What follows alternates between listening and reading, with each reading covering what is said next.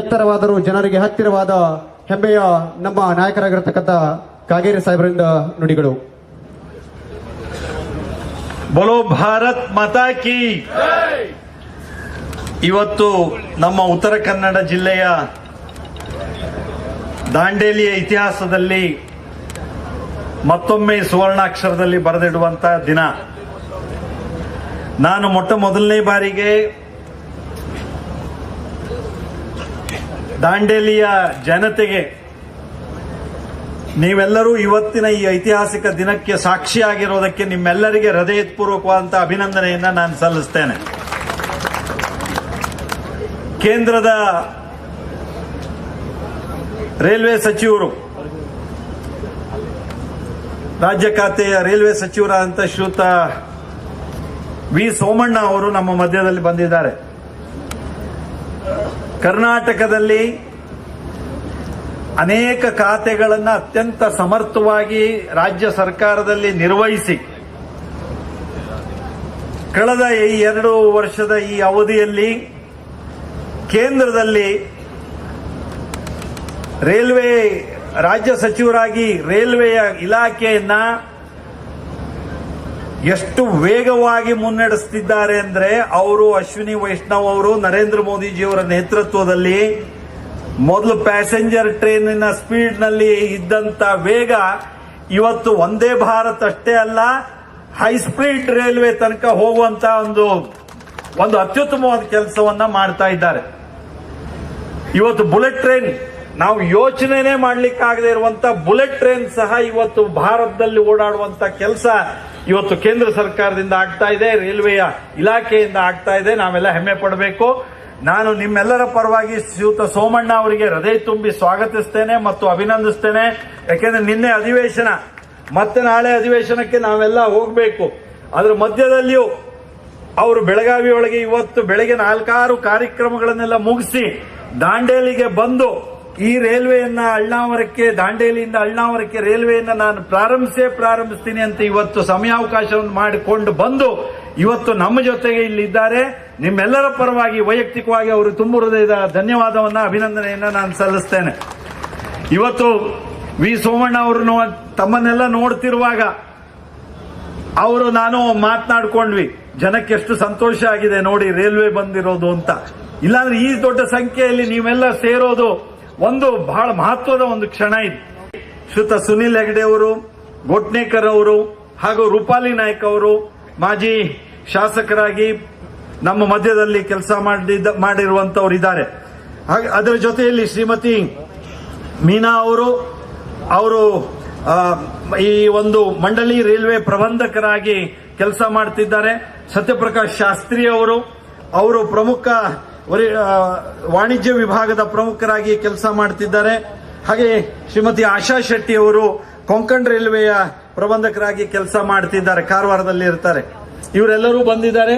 ನಾನು ಅವರೆಲ್ಲರಿಗೂ ಅಭಿನಂದಿಸ್ತೇನೆ. ವಿಶೇಷವಾಗಿ ನಮ್ಮ ದಾಂಡೇಲಿ ಪೇಪರ್ ಮಿಲ್ನ MD ಅವರಾದಂತಹ ರಾಜೇಂದ್ರ ಜೈನ್ ಅವರು ಸಹ ನಮ್ಮ ಮಧ್ಯದಲ್ಲಿ ಇದ್ದಾರೆ. ನಾನು ನಿಮ್ಮೆಲ್ಲರನ್ನ, ಪತ್ರಕರ್ತರನ್ನ, ಇವತ್ತು ಬೇರೆ ಬೇರೆ ಜಿಲ್ಲೆಯಾದ್ಯಂತ ಅಥವಾ ಅಕ್ಕಪಕ್ಕದ ಜಿಲ್ಲೆಯಿಂದಲೂ ಸಹ ಬಂದಿರುವಂತವ್ರನ್ನ ತಮ್ಮನ್ನೆಲ್ಲ ಪ್ರೀತಿಪೂರ್ವಕವಾಗಿ ನಾನು ಸ್ವಾಗತಿಸ್ತೇನೆ, ಅಭಿನಂದಿಸ್ತೇನೆ. ಇವತ್ತು ನಮ್ಮ ಈ ಒಂದು ಟ್ರೈನ್ ಇಲ್ಲಿ ಪ್ರಾರಂಭ ಆಗ್ತಾ ಇದೆ ಅಳ್ನಾವರಕ್ಕೆ. ನಮಗೆಲ್ಲ ಗೊತ್ತಿದ್ದಂತೆ ಮೊದಲು ಟ್ರೈನ್ ಇತ್ತು ಅನ್ನೋದನ್ನ ನೆನಪಿಸಿದ್ದಾರೆ. ಸುರೇಶ್ ಅಂಗಡಿ ಅವರು ಬಂದು, ಪ್ರಹ್ಲಾದ್ ಜೋಶಿ ಅವರೆಲ್ಲ ಬಂದು ಅದರ ಉದ್ಘಾಟನೆಯನ್ನು ಮಾಡಿ ಇಲ್ಲಿ ಟ್ರೈನು ಪ್ರಾರಂಭ ಆಗಿತ್ತು. ಆದರೆ ಕೊರೋನಾ ಸಂದರ್ಭದಲ್ಲಿ ಎಲ್ಲಾ ಕಡೆಗೆ ತೊಂದರೆ ಆದಂತೆ ನಮ್ಮ ಟ್ರೈನು ಸಹ ನಿಲ್ಲಿತು. ಇಲ್ಲಿ ಸರ್ ಮಾರ್ಚ್ 21, 2020ರಲ್ಲಿ ಕೊನೆಯ ಟ್ರೈನ್ ಬಂದಿದ್ದು. ಮಾರ್ಚ್ 20ರಲ್ಲಿ 21ನೇ ತಾರೀಕು, ಅವತ್ತು ಮಾರ್ಚ್ 21ನೇ ತಾರೀಕು 2020 ಕೊನೆ ಟ್ರೈನ್ ಬಂದಿತ್ತು. ಅಂದ್ರೆ ಇವತ್ತಿಗೆ ಸರಿಸುಮಾರು 6 ವರ್ಷದ ಹಿಂದೆ ನಿಂತಿರುವಂತ ಒಂದು ಟ್ರೈನು ಇವತ್ತು ಮತ್ತೆ ಇಲ್ಲಿ ಪ್ರಾರಂಭ ಆಗ್ತಾ ಇದೆ. ನಾನು ಈ ಸಂದರ್ಭದಲ್ಲಿ ನಮ್ಮ ಈ ಅಳ್ನಾವರ್ ಜಂಕ್ಷನ್ ಇಂದ ದಾಂಡೇಲಿ ನಡುವೆ ಹೊಸ ಡೆಮೋ ರೈಲ್ ಸೇವೆ ಏನು ಆರಂಭ ಆಗ್ತಾ ಇದೆ. ಇದು ಮೊದಲು ನಮಗೆಲ್ಲ ಗೊತ್ತಿತ್ತು, ಒಂದಿತ್ತು. ಈಗಾದ್ರೆ ಸೋಮಣ್ಣ ಅವರ ವಿಶೇಷ ಒಂದು ಕಾಳಜಿಯಿಂದಾಗಿ ದಿನಕ್ಕೆ 3 ಬಾರಿಗೆ ಟ್ರೈನ್ ಓಡಾಡುವಂತ ಒಂದು ನಿರ್ಣಯ ಇದಾಗಿದೆ. 3 ಬಾರಿಗೆ ಈ ಟ್ರೈನು ಓಡಾಡ್ತಾ ಇದೆ. ನನಗೆ ಇಲ್ಲಿಂದ 3/4 ಗಂಟೆ ಬೇಕಂತೆ ಅಳ್ನಾವರಕ್ಕೆ ಹೋಗ್ಲಿಕ್ಕೆ. ನಾನು ಕೇಳಿದೆ ಇದರ ರೇಟ್ ಎಷ್ಟು, ದರ ಎಷ್ಟು ಅಂತ, ಟಿಕೆಟ್ ದರ ನಾನು ಕೇಳಿ ನನಗೆ ಒಂದ್ಸಲ ನಂಬಬೇಕೋ ಬಿಡಬೇಕು ಅಂತ ಗೊತ್ತಾಯ್ತು. ಸೋಮಣ್ಣಜಿ, ಇಲ್ಲಿಂದ ಅಲ್ಲಿಗೆ 26 ಕಿಲೋಮೀಟರ್ ಆಗುತ್ತೆ ಅಳ್ನಾವರಕ್ಕೆ. ನಿಮ್ಮ ರೈಲ್ವೆ ಖಾತೆ ಜನಪರವಾಗಿ ಬಡವರ ಪರವಾಗಿ ನಮಗೆಲ್ಲ ಎಷ್ಟು ಸಹಾಯ ಮಾಡ್ತಾ ಇದೆ ಅಂದ್ರೆ, ಇಲ್ಲಿಂದ ಅಳ್ನಾವರಕ್ಕೆ ಕೇವಲ 10 ರೂಪಾಯಿಯಲ್ಲಿ ನಾವು ಪ್ರವಾಸ ಮಾಡಬಹುದು, ಕೇವಲ 10 ರೂಪಾಯಿಯಲ್ಲಿ. ಹಾಗಾಗಿ ರೈಲ್ವೆ ಬೇಕು ಬೇಕು ಬೇಕು ಅನ್ನುವಂತ ಬೇಡಿಕೆ ಇದೆ. ನಾನು ಶ್ರೀಯುತ ದೇಶಪಾಂಡೆ ಅವರಲ್ಲೂ ಮಾತಾಡಿದೆ, ನಾವೆಲ್ಲ ಮಾತನಾಡ್ತಾ ಇದ್ವಿ.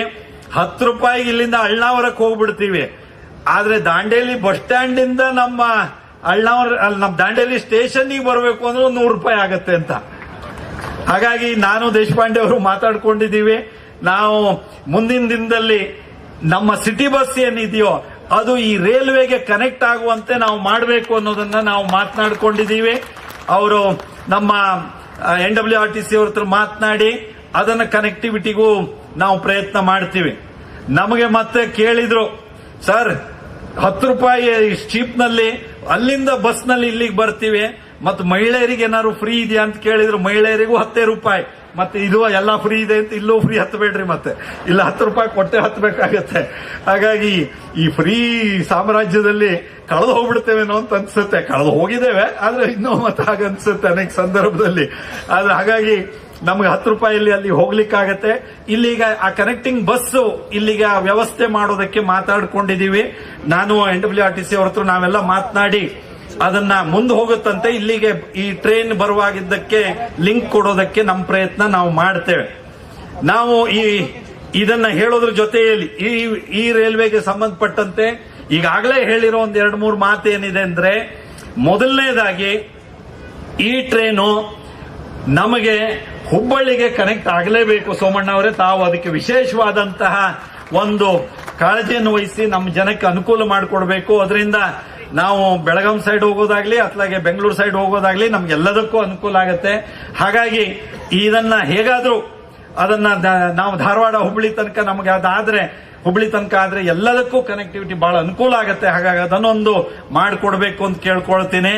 ಅದು ಆದ ತಕ್ಷಣದಲ್ಲಿ ನಿಮ್ಮೆಲ್ಲರ ಬೇಡಿಕೆ ಇದೆ, ಸ್ವಲ್ಪ ಸಮಯ ಹೆಚ್ಚು ಕಡಿಮೆ ಮಾಡ್ಬೇಕ್ರಿ, ಇದು ಬಹಳ ಬೇಗ ಆಯ್ತು, ಬಹಳ ತಡ ಆಯ್ತು, ಹಿಂಗೆಲ್ಲ ಇದೆ. ಒಂದ್ಸಲ ಓಡಾಡ್ಲಿ ಸರಿಯಾಗಿ ಅಂದ್ರೆ ಅದು ಹಂಗೆ ಓಡಾಡಂಗಿಲ್ಲ, ನಿಮ್ಮನ್ನ ಹತ್ಕೊಂಡೇ ಓಡಾಡಬೇಕು, ನೀವು ಹತ್ಬೇಕು ಅದ ಟ್ರೈನು. ನೀವು ದೇಶಪಾಂಡೆ ಅವರು ಹೇಳಿದ್ರು ಅಂತ 1.5 ಗಂಟೆಗೆ ಹುಬ್ಳಿ ಹೋಗ್ಬಹುದು ಅಂತ ಹಂಗೆ ಹೊಂಟು ಬಿಟ್ಟಿದ್ದೀರಿ ಎಲ್ಲ. ಮತ್ತೆ ನಮ್ ಟ್ರೈನಲ್ಲಿ ಯಾರು ಹೋಗ್ಬೇಕು ಮತ್ತೆ? ಹಾಗಾಗಿ ಟ್ರೈನ್ ಹತ್ತಿ ಹೋಗಿ ಬಂದು ಮಾಡಿ ಅದು ಟೈಮಿಂಗ್ ಇಂದ ಏನ್ ವ್ಯತ್ಯಾಸ ಇದೆಯೋ ಅದನ್ನು ಸಹ ಸರಿ ಮಾಡಲಿಕ್ಕೆ ನಾವು ನಮ್ಮೆಲ್ಲ ಪ್ರಯತ್ನವನ್ನ ನಾನು ಶ್ರೀಯುತ ಸೋಮಣ್ಣ ಅವ್ರ ಹತ್ರ ಮಾತನಾಡಿ ಅದನ್ನ ಮಾಡಿಸ್ತೇನೆ.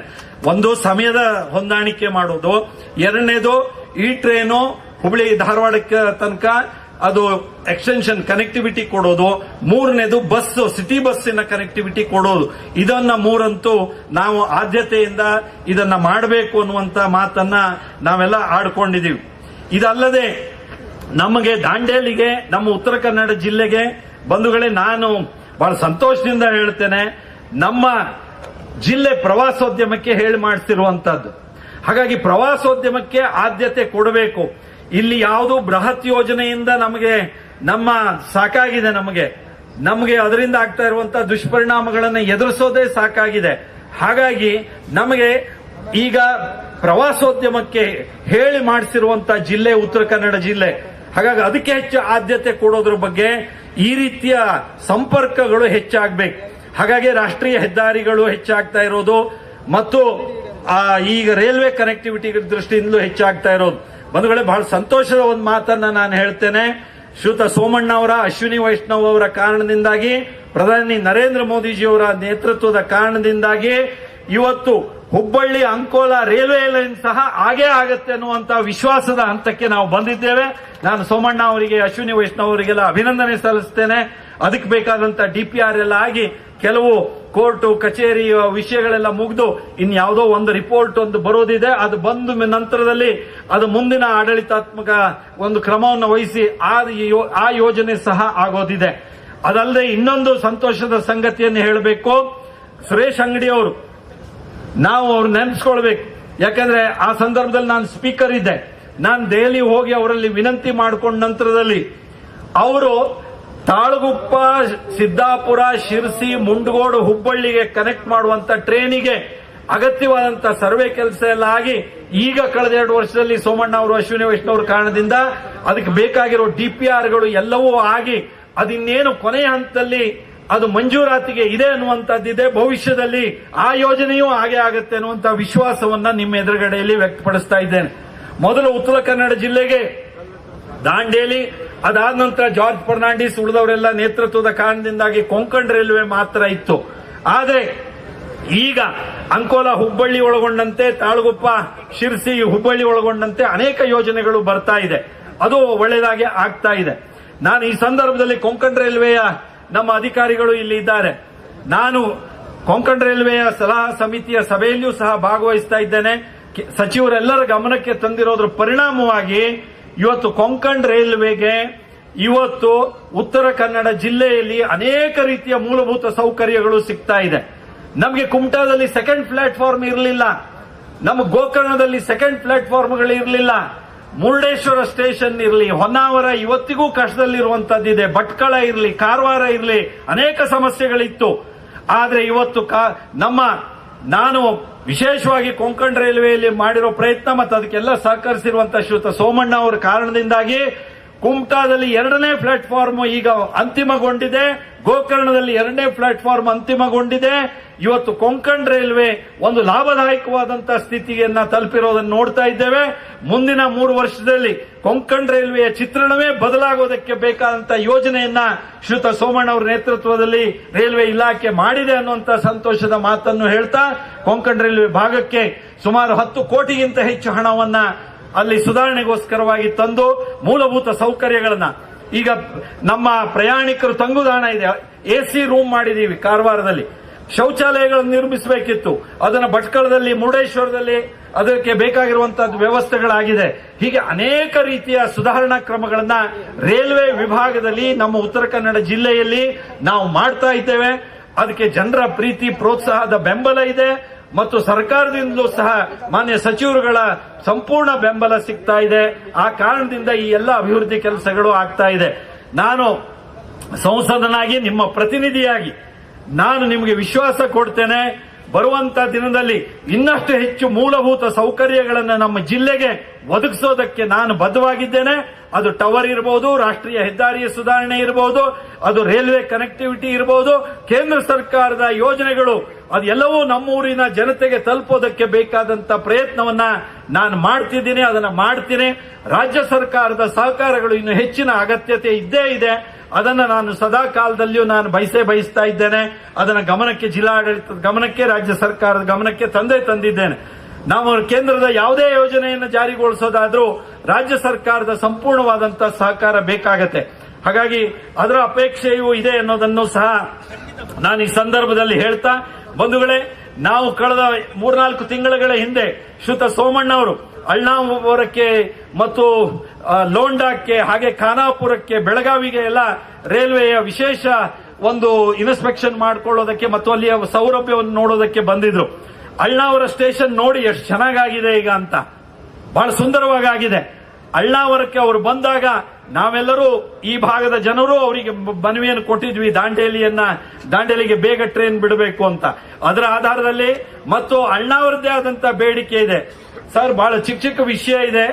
ನಾವು ಅಲ್ಲಿ ಅಳ್ನಾವರದಲ್ಲಿ ಆ ಅಂಗಡಿ ಟ್ರೈನ್ ಅನ್ನ ರಾತ್ರಿ ನಿಲ್ಲಿಸಬೇಕು ಅನ್ನೋದನ್ನ ಹೇಳಿದೀವಿ. ಬೆಳಗಾವಿ ಬೆಂಗಳೂರು ಟ್ರೈನ್ ಇದೆ, ಅದು 1 ನಿಮಿಷ ಅಲ್ಲಿ 10:15-11 ಗಂಟೆಗೆ ಬರುತ್ತೆ.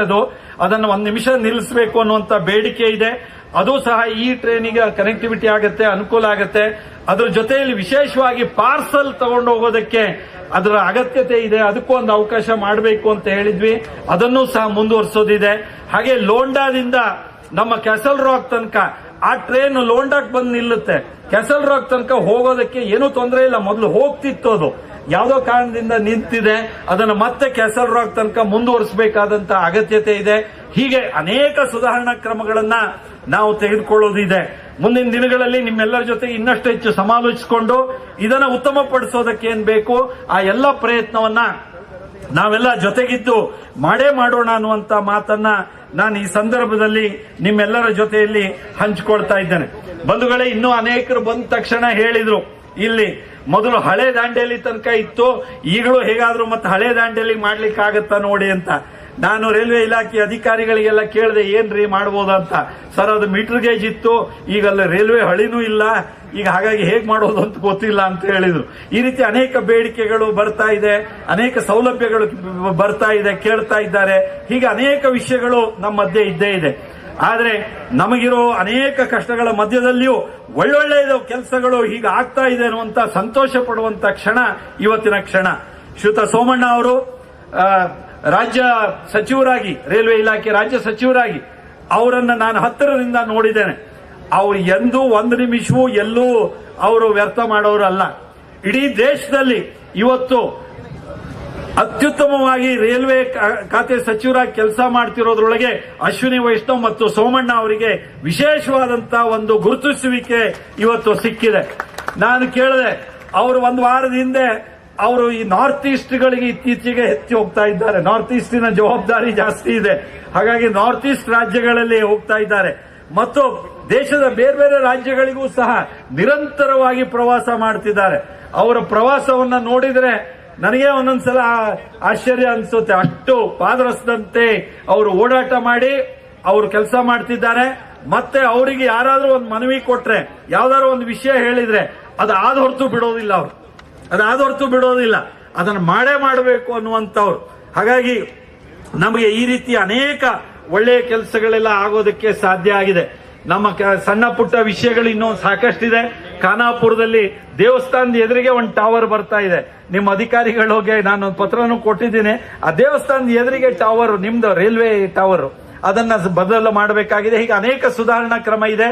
ನಾನು ಖಾನಾಪುರದಲ್ಲೂ ಸಹ ಸುಮಾರು 4-5 ಕೋಟಿ ರೂಪಾಯಿಗಿಂತ ಹೆಚ್ಚು ಹಣವನ್ನು ಸೋಮಣ್ಣ ಅವರು ಕೊಟ್ಟು ಅಲ್ಲಿಯೂ 2ನೇ ಪ್ಲಾಟ್ಫಾರ್ಮ್ ಸುಧಾರಣೆ, ಅಲ್ಲಿಯೂ ಮೂಲಭೂತ ಸೌಕರ್ಯಗಳ ಸುಧಾರಣೆಗಳೆಲ್ಲ ಆಗ್ತಾ ಇದೆ.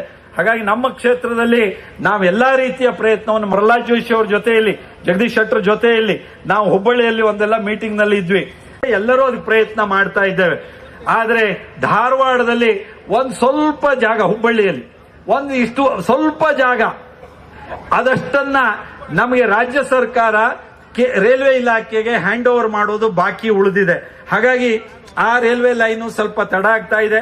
ಹಾಗಾಗಿ ದೇಶಪಾಂಡೆ ಅವರು ಅದಕ್ಕೆ ಸಂಬಂಧಪಟ್ಟಂತ ಸಚಿವರ ಜೊತೆಗೆ, ಧಾರವಾಡ ಉಸ್ತುವಾರಿ ಸಚಿವರ ಜೊತೆಗೆ ಮಾತನಾಡಿ ಅಲ್ಲಿಯ ಅದೊಂದು ಬಾಟಲ್ ನೆಕ್ ಆಗಿರುವಂತ ಸಮಸ್ಯೆ ಏನಿದೆ, ಏನ್ ದೊಡ್ಡ ಸಮಸ್ಯೆ ಅಲ್ಲ, ಆದ್ರೂ ಅದು ಸಮಸ್ಯೆಯಾಗಿ ಮಾರ್ಪಟ್ಟಿದೆ. ಅದನ್ನು ಬಗೆಹರಿಸೋದಕ್ಕೆ ಅವರ ಒಂದು ಹಿರಿತನದ ಸಹಕಾರ ಸಹ ಬೇಕು ಅಂತ ನಾವ್ಯಾರು ಈ ಮಾತುಗಳನ್ನ ನಮ್ಮ ದೇಶದ ದೃಷ್ಟಿಯಿಂದ ನಾವು ತೆಗೆದುಕೊಳ್ಬೇಕು ಅಂತಲೂ ನಾನು ಕೇಳ್ಕೊಳ್ತಾ ಇದ್ದೇನೆ. ನಮಗೆ ಭಾರತೀಯರಿಗೆ ನಾವು ಸಂತೋಷ ಪಡುವಂತ, ಹೆಮ್ಮೆ ಪಡುವಂತ, ಅಭಿಮಾನ ಪಡುವಂತ ಕ್ಷಣಗಳು ನಿತ್ಯ ಬರ್ತಾ ಇದೆ. ಇವತ್ತು ಅಮೆರಿಕದ ಜೊತೆಗೆ ಆಗಿರುವಂತಹ ಒಪ್ಪಂದದ ಕಾರಣದಿಂದಾಗಿ ಭಾರತದ ಆರ್ಥಿಕ ಸ್ಥಿತಿ ವೇಗವಾಗಿ 3ನೇ ಸ್ಥಾನಕ್ಕೆ ಹೋಗುತ್ತೆ, ಜಗತ್ತಿನಲ್ಲೇ 3ನೇ ಸ್ಥಾನಕ್ಕೆ ಹೋಗುತ್ತೆ ಅನ್ನುವಂತ ಒಂದು ಹಂತವನ್ನ ನಾವು ತಲುಪಿದೀವಿ. ಇಂಥ ಸಂದರ್ಭದಲ್ಲಿ ಈಗ ಬಜೆಟ್ ಮಂಡನೆ ಆಗಿದೆ. ಬಜೆಟ್ ಬಗ್ಗೆ ಮತ್ತೆ ಸೋಮವಾರದಿಂದ ಚರ್ಚೆ ಆಗ್ತಾ ಇದೆ. ಒಳ್ಳೆ ಬಜೆಟ್ ಇದೆ, ಬಹಳ ಒಳ್ಳೊಳ್ಳೆ ಯೋಜನೆಗಳು ಸಹ ಜಾರಿಗೆ ಬಂದಿದೆ ಸರ್ಕಾರದ ವತಿಯಿಂದ, ಕೇಂದ್ರ ಸರ್ಕಾರದ ವತಿಯಿಂದ. ಅದನ್ನ ನಮ್ಮ ಜಿಲ್ಲೆಯ ಜನತೆಗೆ, ನಮ್ಮ ರಾಜ್ಯದ ಜನತೆಗೆ ಆ ಯೋಜನೆಯ ಫಲ, ಕೇಂದ್ರ ಸರ್ಕಾರದ ಯೋಜನೆಯ ಫಲ ನಮ್ಮ ಜನಕ್ಕೆ ಅದು ಸಿಗುವಂತೆ ಆಗ್ಬೇಕು. ಹಾಗಾಗಿ ಅದಕ್ಕೆ ರಾಜ್ಯ ಸರ್ಕಾರದ ಸಂಪೂರ್ಣ ಸಹಕಾರ ಬೇಕಾಗತ್ತೆ. ನಾವೆಲ್ಲರೂ ನಮ್ಮ ಕೇಂದ್ರ ಸರ್ಕಾರದ ಯೋಜನೆ, ರಾಜ್ಯ ಸರ್ಕಾರದ ಯೋಜನೆಯ ಲಾಭ ಪಡೆದು ನಮ್ಮ ಜೀವನದ ಅನೇಕ ಕಷ್ಟಗಳನ್ನು ದಾಟಿ ಮುನ್ನಡೆದು ನಾವು ಆರ್ಥಿಕವಾಗಿ ಶಕ್ತಿವಂತರಾಗಿ, ಸಾಮಾಜಿಕವಾಗಿ ಇನ್ನಷ್ಟು ಹೆಚ್ಚು ಬಲಿಷ್ಠರಾಗಿ ನಾವು ಮುನ್ನಡೆಯೋದಕ್ಕೆ ಕಾರಣ ಆಗಬೇಕು ಅನ್ನುವಂತ ಅಪೇಕ್ಷೆಯನ್ನ ಈಗ ನಾನು ವ್ಯಕ್ತಪಡಿಸೋದಕ್ಕೆ ಬಯಸ್ತಾ ಇದ್ದೇನೆ. ಬಂಧುಗಳೇ, ದಾಂಡೇಲಿ ನಮ್ಗೆ ಗೊತ್ತಿದೆ, ಇರೋದೊಂದು ಪೇಪರ್ ಮಿಲ್ಲಿನ ಮೂಲಕ ಉದ್ಯೋಗ ದೊರಕ್ತಾ ಇದೆ ಜನತೆಗೆ. ದೊಡ್ಡ ದೊಡ್ಡ ಇಂಡಸ್ಟ್ರಿಗಳು ನಮ್ಮ ಜಿಲ್ಲೆಗೆ ಬರೋದಿಲ್ಲ. ಕಾರಣ ಅಂದ್ರೆ ಇಲ್ಲಿಯ ಪ್ರಕೃತಿ. 80% ಅರಣ್ಯ ಇದೆ. ಇಂಥ ಅರಣ್ಯ ಜಿಲ್ಲೆಯಲ್ಲಿ ಯಾವ ದೊಡ್ಡ ದೊಡ್ಡ ಯೋಜನೆಗಳು ಬರೋದಕ್ಕೆ ಸಾಧ್ಯ ಆಗ್ತಾ ಇಲ್ಲ. ಆದ್ರೆ ದಾಂಡೇಲಿ ಪೇಪರ್ ಮಿಲ್ ನಮ್ಮ ಜೊತೆಯಲ್ಲಿ, ನಮ್ಮ ಜಿಲ್ಲೆಯ ಜನಜೀವನದ ಅಭಿವೃದ್ಧಿಯ ಜೊತೆಯಲ್ಲಿ ಒಟ್ಟಿಗಿದೆ. ಅವ್ರ ಕಾರಣದಿಂದಲೇ ರೈಲ್ವೆ ಶುರುವಾಗಿತ್ತು. ಅವ್ರ ವ್ಯಾಗನ್ನೇ ಈಗಲೂ ತಿಂಗಳಿಗೆ 4-5 ಗೂಡ್ಸ್ ಟ್ರೈನ್ ಬರ್ತಾ ಇದ್ದಿದ್ದು. ಹಾಗಾಗಿ ಅವ್ರು ಹಾಗೆ ನಮ್ಮ ಜಿಲ್ಲೆಯಲ್ಲಿ ಇನ್ನಷ್ಟು ಹೆಚ್ಚು ಉದ್ಯೋಗಗಳು ಸೃಷ್ಟಿಯಾಗೋದಕ್ಕೆ ಬೇಕಾದಂತ ಪ್ರಯತ್ನಗಳು ನಾವೆಲ್ಲ ಕೂಡಿ ಮಾಡೋಣ. ಹೇಗೆ ಪ್ರವಾಸೋದ್ಯಮ ಒಂದು ಮುಖವೋ ಇನ್ನೂ ಹತ್ತಾರು ರೀತಿಯಲ್ಲಿ ಉದ್ಯೋಗ ಸೃಷ್ಟಿ ಆಗ್ಬೇಕು. ನಮ್ಮ ಯುವಕರಿಗೆ ನಮ್ಮೂರಿನಲ್ಲೇ ಉದ್ಯೋಗ ಸಿಗೋದಕ್ಕೆ ಕಾರಣ ಆಗ್ಬೇಕು. ಅದಕ್ಕೆ ಬೇಕಾದಂತ ಪ್ರಯತ್ನವನ್ನ ನಾವೆಲ್ಲ ಒಟ್ಟಾಗಿ ಮಾಡೋಣ. ರಾಜ್ಯ ಕೇಂದ್ರ ಸರ್ಕಾರದ ಯೋಜನೆಯ ಫಲವನ್ನ ನಾವು ತೆಗೆದುಕೊಳ್ಳೋಣ ಅನ್ನುವಂತ ಮಾತನ್ನ ಈ ಸಂದರ್ಭದಲ್ಲಿ ಹೇಳ್ತಾ, ಇವತ್ತು ಸಂಸದ್ನಾಗಿ ನಾನು ದಾಂಡೇಲಿಗೆ ಆಯ್ಕೆಯಾಗಿ ಬಂದಾಗ ದಾಂಡೇಲಿ ಹೋರಾಟ ಸಮಿತಿಯವರು ಇರಬಹುದು, ನಮ್ಮ ಪಕ್ಷದ ಎಲ್ಲಾ ಪ್ರಮುಖರು ಸುನಿಲ್ ಹೆಗಡೆ ಅವರಿಂದ ಹಿಡಿದು ಗೋಟ್ನೇಕರ್ ಇಂದ ಹಿಡಿದು ನಮ್ಮ ಪಾರ್ಟಿಯ ಎಲ್ಲಾ ಪ್ರಮುಖರುಗಳು ಸಹ ನನಗೆ ನೀವು ಏನಾದರೂ ಮಾಡಿ ಮೊದಲು ನೀವು ದಾಂಡೇಲಿಗೆ ಟ್ರೈನ್ ತೆಗೆದುಕೊಂಡು ಬನ್ನಿ, ನಿಮ್ಮದು ಉಳಿದಿದ್ದು ನಮಗೆ ಸೌಲಭ್ಯಗಳ ದೃಷ್ಟಿಯಿಂದ ಏನೇನ್ ಬೇಕೋ ಹೇಳ್ತಿರ್ತೇವೆ. ಆದ್ರೆ ಕೇಂದ್ರ ಸರ್ಕಾರ ಕೇಳೋಕ್ಕಿಂತ ಜಾಸ್ತಿ ಕೆಲಸ ರಾಜ್ಯ ಸರ್ಕಾರದಲ್ಲೇ ಇದೆ, ನಮಗೆ ಬೇಕಾದ್ದನ್ನೆಲ್ಲ ಹೇಳಿ ಮಾಡಿಸ್ಕೊಳ್ಳೋದಕ್ಕೆ. ಹಾಗಾಗಿ ನೀವು ಈ ಟ್ರೈನ್ ಅನ್ನು ಮೊದಲು ತಗೊಬರಬೇಕು ಅಂತ ಹೇಳಿದ್ರಿ. ರೈಲು ಇವತ್ತು ಬಂದಿದೆ. ಅದಕ್ಕೆ ಕಾರಣ ಸೋಮಣ್ಣ ಅವರು, ಅಶ್ವಿನಿ ವೈಷ್ಣವ್ ಅವರು, ನರೇಂದ್ರ ಮೋದಿಜಿ ಅವರಿಗೆ ಮತ್ತೊಮ್ಮೆ ನಾನು ಧನ್ಯವಾದವನ್ನು ಸಲ್ಲಿಸ್ತಾ, ಸೋಮಣ್ಣ ಅವರು ನಮ್ಮ ರಾಜ್ಯದವರೇ, ಹಾಗಾಗಿ ನಮ್ಮ ಜಿಲ್ಲೆಯ ಬಗ್ಗೆ ವಿಶೇಷ ಪ್ರೀತಿ ಕಾಳಜಿ ಇದ್ದೇ ಇದೆ.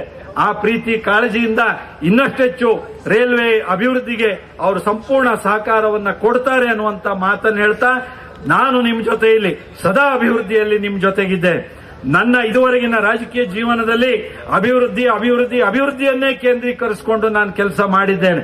ಹಾಗಾಗಿ ಮುಂದೆಯೂ ಸಹ ಅಭಿವೃದ್ಧಿಯ ಜೊತೆಯಲ್ಲಿ ನಾನು ನಿಮ್ಮ ಜೊತೆಗೆ ಇದ್ದೇನೆ ಅನ್ನುವಂತ ಮಾತನ್ನ ವಿಶ್ವಾಸದಿಂದ ಹೇಳ್ತಾ, ನಿಮ್ಮೆಲ್ಲರ ಅಗತ್ಯತೆಗಳು ಏನು ಅಂತ ನನಗೆ ಗೊತ್ತಿದೆ. ಆ ಅಗತ್ಯತೆಗಳನ್ನ ಪೂರೈಸೋದಕ್ಕೆ ನಾನು ಶ್ರುತ ದೇಶಪಾಂಡೆ ಅವರು ಹಾಗೆ ಸೋಮಣ್ಣ ಅವರು ಜೊತೆಯಾಗಿ ನಾವು ನಿಮ್ ಜೊತೆಗೆ ಸ್ಪಂದಿಸ್ತೀವಿ. ಯಾಕಂದ್ರೆ ನಾವು ಸೋಮಣ್ಣ ಅವರನ್ನ ನೆನಪಿಸ್ಕೊಳ್ಬೇಕು. ಅನೇಕ ಸಂದರ್ಭದಲ್ಲಿ ದೇಶಪಾಂಡೆ ಅವರು ಸಾವಿರಾರು ಮನೆಗಳನ್ನ ಕೊಟ್ಟಿದ್ದೆಲ್ಲ ನೆನಪಿಸಿದ್ರು. ಅವರು ಸೋಮಣ್ಣ ಅವರು ಎಲ್ಲರಿಗೂ ಸಾವಿರಾರು ಮನೆಗಳನ್ನೇ ಕೊಟ್ಟಿದ್ದಾರೆ. ಅಲ್ಲಿ ರೂಪಾಲಿ ನಾಯ್ಕ್ ಕೂತ್ಕೊಂಡಿದ್ದಾರೆ, ಅವರಿಗೂ ಅಷ್ಟೇ ಕೊಟ್ಟಿದ್ದಾರೆ. ಸುನಿಲ್ ಹೆಗಡೆ ಇದ್ರು, ಅವರಿಗೂ ಅಷ್ಟೇ ಕೊಟ್ಟಿದ್ದಾರೆ. ನನಗೂ ಸಾವಿರಾರು ಮನೆಗಳನ್ನೇ ಲೆಕ್ಕ ತಪ್ಪೇ ಮನೆಗಳನ್ನು ಕೊಟ್ಟಿದ್ದಾರೆ. ಹಾಗಾಗಿ ಅನೇಕ ಬಡವರಿಗೆ ಇವತ್ತು ಮನೆ ಕಟ್ಕೊಳ್ಳೋದಕ್ಕಾಗಿದೆ. ನಾನು ಇದನ್ನು ಹೇಳಿದ ತಕ್ಷಣ ದಾಂಡೇಲಿಯಲ್ಲಿ ನಿಮ್ದು ಮನೆ ನಮ್ಗೆ ಇನ್ನೂ ಸಿಗ್ಲಿಲ್ಲ ಹೇಳ್ತೀರಿ ನೀವು. ಅದು ನಂಗೆ ಗೊತ್ತದೆ. ಅದು ಸಮಸ್ಯೆ ಬಗೆಹರಿಸೋದಕ್ಕೆ ಎಲ್ಲ ಒಟ್ಟಾಗಿ ಪ್ರಯತ್ನ ಮಾಡ್ತಿದ್ದೇವೆ. ಆ ಪ್ರಯತ್ನ ಮುಂದುವರಿಸ್ತೇವೆ. ಆದ್ರೆ ಸೋಮಣ್ಣ ಅವರು ಸಚಿವರಾಗಿ ಅವರು ಸಾಕಷ್ಟು ನಮ್ಮ ಜಿಲ್ಲೆಯ ಅಗತ್ಯತೆಗೆ ಅವರು ಸ್ಪಂದಿಸಿದ್ದಾರೆ. ಇನ್ನೊಂದು ಮಾತನ್ನ ನಾನು ಹೇಳಲೇಬೇಕು.